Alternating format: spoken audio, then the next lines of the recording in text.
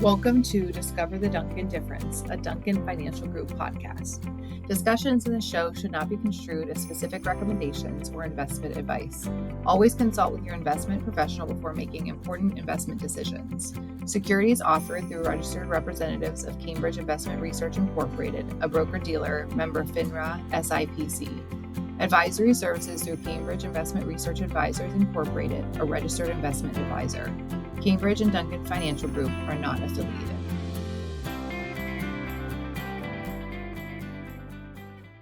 Welcome to Discover the Duncan Difference podcast. This episode is going to be on commercial insurance. We have one of our awesome producers here today, Stephanie Botti. So Stephanie, tell us what you do here at Duncan. Well, I help people manage their risk is what I do. Yeah. We take that approach more than quoting and just numbers. When I meet with people, I try to understand their business. I try to get to know them because I think that most people don't like paying for insurance. Yes. So at least if they're dealing with someone that they like and trust, that it makes it a little more painless. Yeah. And Yeah, absolutely. And so walk me through, you meet a new client, you have like a new business that maybe you've never been a part of. What's kind of like a step-by-step of what you do when you first start working with somebody? Well, first of all, before I would meet with them, I would try to look up information on their business and see what I can find. I mean, going online, looking at their website, understanding that a little bit so that I'm prepared when I go to meet with them. And then seeing their operation when I get there, depending on what type of business. I mean, if it's just an office, it's one thing, but if it's more like a manufacturing facility or something like that, I would have them walk me through it so I could, take a look. And in the course of talking to people, just listening, you can sort of get an idea of maybe what their pain points are, what they're concerned about. I may ask them how their current agent has approached the relationship. And then in asking that, you get an idea of what they like and don't like, and then you can sort of make sure that you're doing the right thing. Yeah, absolutely. What do you think is one thing that business owners maybe don't know, like something that they sometimes miss or that other insurance agents might miss that like you guys feel like you do a good job of making sure? Is it a certain coverage maybe, or just things that maybe a business owner isn't really thinking about when it comes to their business insurance? Well, I really find fairly often that it's more of a numbers game with their prior situation. Like, oh, can you save me money? Yeah. But not really understanding what they might be missing. Making sure, for example, that they have enough, loss of business income, the time element of that, something like that. And again, that goes back to what type of operation is it? I mean, if it's an office and there's a fire, you can go rent another office and be up and running pretty quickly. You can replace your computers relatively quickly. Right. If you're a manufacturing facility and you have a fire, now you're talking about how long does it take to get new equipment? How long is it going to take to rebuild? You want to be able to retain your employees. Right. So that's all. That can put someone out of business if that's not set up correctly. So it's definitely not about how can I save money? It's making sure you have the right coverages. Yeah, absolutely. So what do you think is the most important thing about having business insurance? Like for somebody who's just starting out in a business and maybe they think, oh, I'm small, or I'm only doing X, Y, and Z. Maybe they think they can get away without getting business insurance, or like aren't super worried about their coverage. What do you think is like the most important thing for a person like that to know? Well, one of the things that I talk about is, so even as a small business, having a home business, whatever, you might go out and, do events, say, for example, it's society is, everyone is so happy nowadays. Mm-hmm, mm-hmm, And one of the big things I say is you could have done nothing wrong mm-hmm, legitimately, but if someone presents a lawsuit to you, like, oh, they tripped and fell on one of your cords or something like that, mm-hmm. it's the cost of your legal defense Right. that the insurance steps in right away. Mm-hmm. And like that's priceless, Yes, right. I mean, you get someone, the attorney sends you a letter, you turn it right over to the insurance company, and they're stepping in with their attorneys Yeah, and that's proving that you're innocent. But if mm-hmm. you didn't have that liability coverage, Right. like how You have much to does do an it. attorney cost per hour? Oh my gosh. So that So expensive. alone, Can right, bankrupt you. Yeah. right. Yeah. So tell me how you got started in commercial insurance. Like tell me a little bit about yourself, all the things, personal, business, all the things. Well, I started doing personal insurance and life insurance and financial products, and then when I came over to Duncan, because where I had come from, you did personal or commercial as one or the Mm-hmm. other. So when I came over to Duncan, I was excited because I would be able to take care of everything Mm-hmm. for my clients. Yeah. Some of them are friends, family members, neighbors, people I know in the community, that I could be one-stop shopping for them. Yeah. So that was when I started doing the commercial insurance, and then learned and grew within that. And That's so awesome. So how many years have you been in the insurance / financial industry? since 1990. Wow. That's when I was born.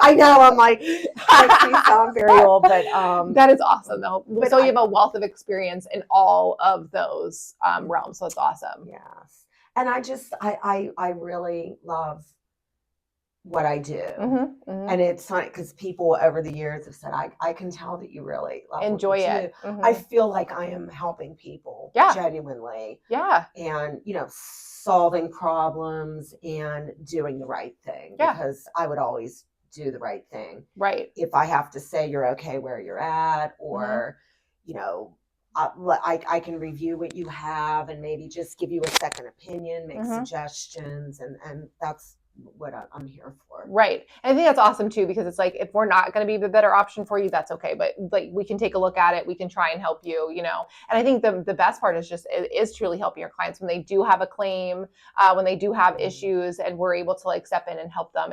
That's a very fulfilling part of the job for sure. Yeah. What I said before about people not liking insurance, but they love it when there's a claim. Yes. So they love it when they really see how it works. Yes, absolutely. Yeah. Last week we went, I was at ServPro in Ohio with our partner agency LCJ, and they were talking about he said that when the people come down the stairs, he can tell if they've had, like when there's like a flood or something in their house, they can tell whether, it's covered or not.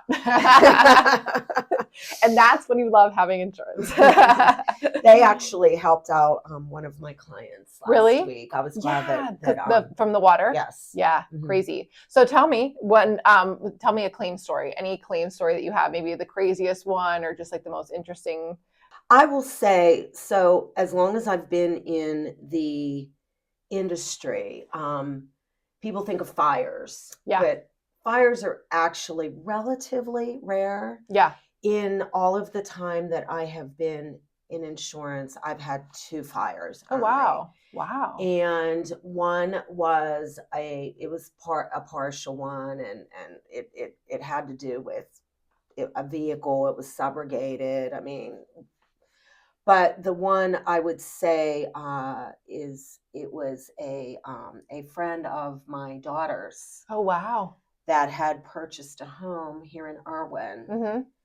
And it actually fortunately occurred before they completely moved in. They had just started moving in, and there was an electrical fire.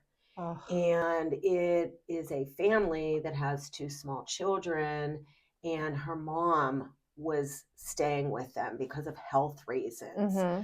So this fire had started early in the morning. I mean, if the family would have been in the house, I don't know that they all would have gotten out. It gives me chills. Yeah, to even say same. that. Yeah. And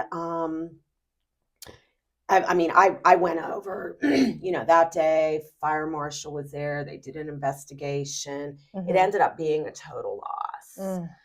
But because I had set the insurance up Mm-hmm. so that she had replacement, it wasn't what she had purchased. It was an older home, so they got a good deal market value on it. Mm-hmm. But I had set up the coverage appropriately so that they were able to purchase another home. Mm-hmm. Their possessions were covered.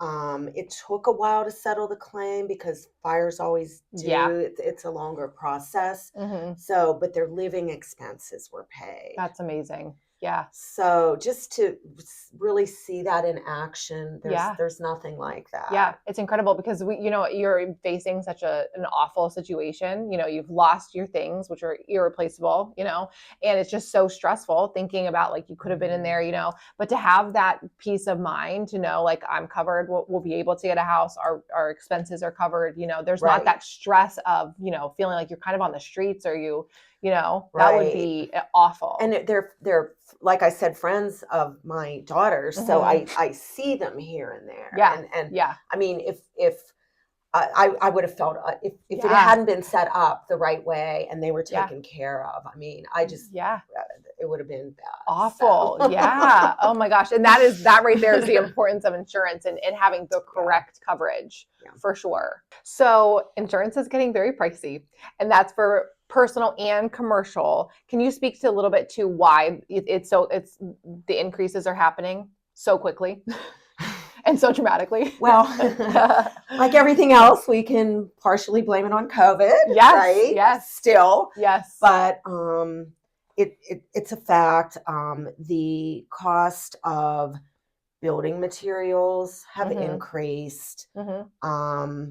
The labor shortage has affected the time that it takes to get things rebuilt. Right. So then that goes into also the the time element of replacing, if it's for business income, extra expenses that are covered on the policy. So the business income plus the expense of maybe having to relocate somewhere else while you're waiting for something to be rebuilt and machinery to be replaced, supplies.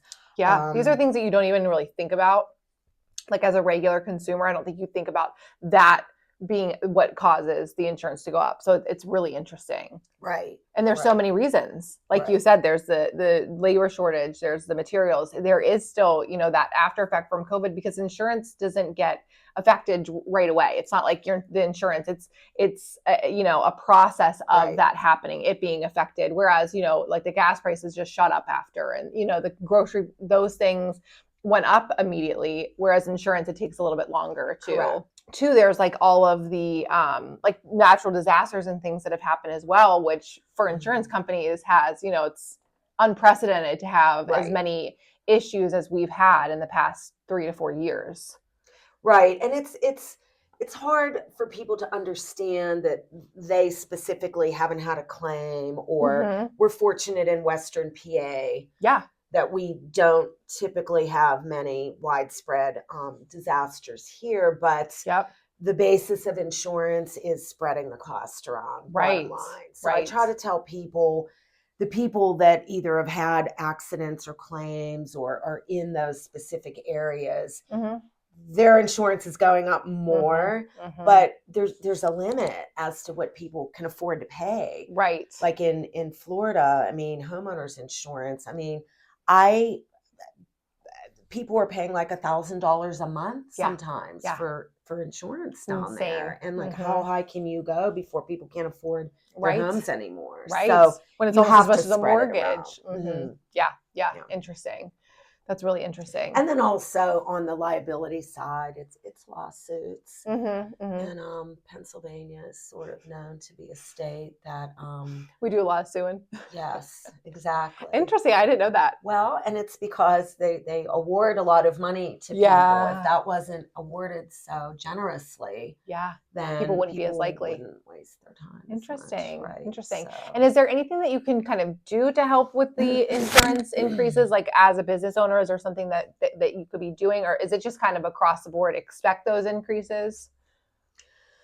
Well, I think so. Some of it is inflationary, as far as like property values, for instance. Yeah. You have to keep in pace with what the actual cost to rebuild your building would be. Right. So, I mean, we try to get out ahead of it at least for our business owners and give people heads up and make them aware of what to expect. You can do things like, maybe carry higher deductibles if that's comfortable for you. Yeah. It would help keep your costs down a little bit. As far as the liability end of it, having security cameras, preventing theft, things like that. Yeah. Those are all important things to make sure you're doing, can help with your rate. Yeah. Okay. So tell me a little bit about yourself outside of Duncan. What are your hobbies? Who are you? Oh, we have a big family. Between my husband and I, we have 6 kids and wow, 8 little ones, and oh, so we're busy. You have 8 grandchildren between the 2 of you. That is crazy. Oh my gosh, how fun! So we're busy. You don't seem anywhere close to old enough to even have like 1 grandchild. So this is like crazy. I know. I say like little ones. Yeah, you're like, no, I'm not a grandma. But they're just such a joy, and I tell people it's just so. I mean, it's so. I mean, I love sports, and the boys are into basketball and baseball and football and so fun. The girls do gymnastics and dance, and so that's like pretty much what I do outside. Yeah, that's your hobby. Work. That sounds very busy right now. And I thought I was busy working and just being a parent. Yeah. But there's just more people in my life now, and and all the different directions to go in. I mean, holy smokes! There's probably not a day that you don't have something to do. There's no, or multiple things and places to go. Right. Yeah, but it's fun. It's that's awesome. That I like to work out and I read a lot. I'm just an avid. I'm still one of those people that gets a newspaper every day. Yes. But I read a lot of books and I always like learning. I love reading as well. That's like one of my favorite things. That's like one of the things that I can actually like do to relax, I'm not very good at relaxing, but that's one thing I can read. Right. To actually like, I won't sit down and watch a movie or something unless it's 9 o'clock at night. But if I'm sitting and reading. Can read a book. Same. And my kids do. I sort of, I'm glad that they saw me doing that. And I was always taking classes and everything. And I have to say that my kids have followed in that too. That's awesome. Learning and growing. I love that. Apparently book clubs are becoming popular because one of my daughters is in a book club. Yes. I love that. It's so awesome. I love seeing this like regrowth of book readers because I have always been a book reader. I was such a nerd when I was younger. I loved reading and I still love reading. I joined the Bookmobile when I was like 9 years old. Yes. And they had something on TV about it the other day and I was like, yes. Awesome. Yes. But we have a good library here. I take the kids to it. Yeah. They have different programs there. Oh, that's great. So I'm going to keep that going. Yeah, that's awesome. Yeah, reading is important. I love that. Thank you so much, Stephanie, for being a part of this. And thank you guys for watching our Discover the Duncan Different podcast. We drop every Monday, 8 a.m. on wherever you get your podcasts. So thank you for joining us and we will see you next week.